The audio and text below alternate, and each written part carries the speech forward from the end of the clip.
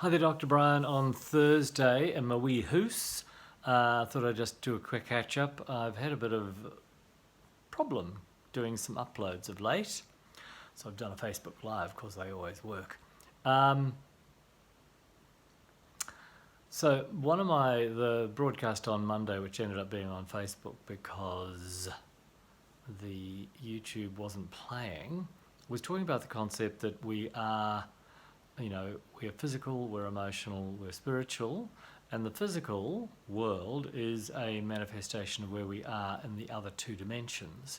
So dis-ease is a product of a lack of congruence between our deeply held beliefs and desires and where we are, the perception of the gap between the two. So the name, the word disease, is not a mistake. It's just that when you compress it, it doesn't seem that it says what it's really saying. It's a lack of ease. And ease creates harmony and flow, and dis-ease creates chunky, not moving. And because the science is coming to light that actually shows that our thoughts create the chemistry of our body, and the chemistry is either harmonious and helpful, or you could say noxious and harmful. So the body is the chemistry set. We are basically a pharmacy on 2 feet. And the body produces everything it needs from the materials within and without. It's quite extraordinary. The more we look at it and the more we understand it, it is an extraordinary piece of machinery. It's hard to understand that you could honestly hold a belief that the body was in a state of breaking down and dying at faster or slower rates. And so, the job is to stand between the physical body and its decay to create longevity, and look, it does. But you could also just get the person to live differently, and they would be on their own merits and whatnot, living better and longer. So the concept of disease, how do we create ease so that we actually live well? Well, I suppose the simple thing would be to do some sort of introspection and audit that actually would look to see where the mismatch was between what we thought consciously and what we knew in our heart of hearts and our subconscious. So when on Monday I was talking about my personal experience of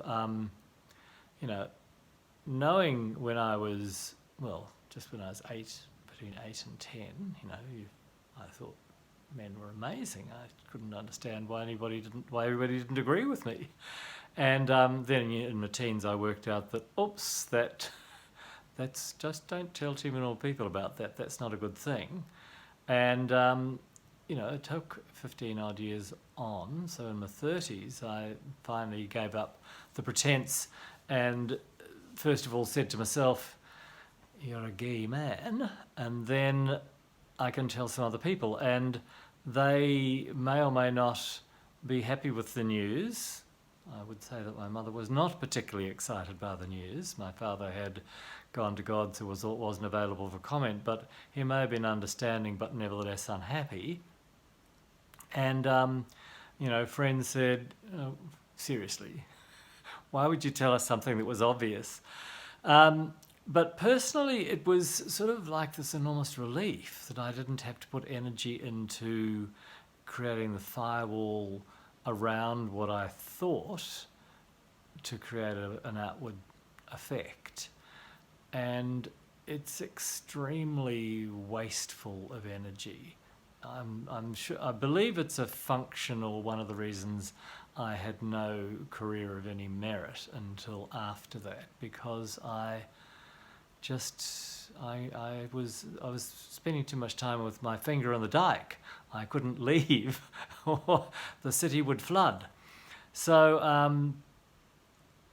And I guess I was fortunate that I didn't suffer particular ill health.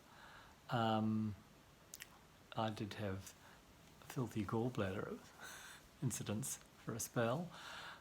We were blaming the lamb's fry and bacon for breakfast. It may well have been involved. But it could have been really a combination of the NET concept, which is gallbladder and resentment. And I'm not surprised if that was actually a strong catalyst at that time in my life. So that's really an interesting concept. So we think about dis-ease, so not being easy around that very fundamental concept of who you are and who you'd like to be and who you realise we are, because we all have a vision of who we might be, and then we discover who we actually are, and that may or may not be pleasing depending on what you held as a vision, which is often the vision that's been given to you by well-meaning people around you who believe your happiness will be most fulfilled when you do what they think will be best for you. And, you know, no one wishes the worst upon us. Well, let's just say that in normal circumstances, no one wishes us ill. So, you know, parents and guardians are hoping you will make choices that will lead to your everlasting happiness and well-being, and choices that they think will not take you in that direction, they'll be discouraging you from. So, in the end, it's your own choice. You're living your life, they've lived theirs, and the next person will actually make all the choices in their life. And depending on your perspective, our choices are what expands the universe and makes it what it is. So it's often that gap between what you want and what you have that creates the wishing, and the wishing creates the expansion of the universe. And the scientists and physicists have measured that the universe is expanding. So they haven't said why. I think they like to think it's still the energy of the Big Bang. But that's a long time ago. And how quickly does energy dissipate? We'll have to ask Einstein. So the survey for the week, for the next few days, would be spend some quiet time reflecting on if there's a disparity between who you consciously are and who you might know or believe you are at a more fundamental, deeper, soul-searching, never revealed to anybody, held under a bushel, and that might be very enlightening. And interestingly, just saying that, it reminds me of the parable in the Bible where the person that put the so there's several cases. There's the maidens who preserved or burnt their oil in the lamps waiting for the master, and the ones that were sort of overcautious were quite they got into quite a bit of trouble. And also the servants that the master gave them talents, and the one that buried his talent so he could return it, he was very badly scolded. He said, "But I buried it because you're a hard task master. I didn't want to get into trouble." And they, wicked, wasteful, foolish servant, your talent is to be used, not to be hidden. So that's the thing. If you know what your talent is and you're not using it, you're not really serving the rest of us. And we're all here to help each other.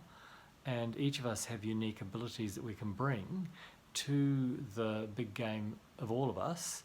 So get out and do it. And enjoy the fruits of doing something that you know is worthwhile to the rest of us. Okay? That's the Thursday tip. Find it and live it and love it. Bye.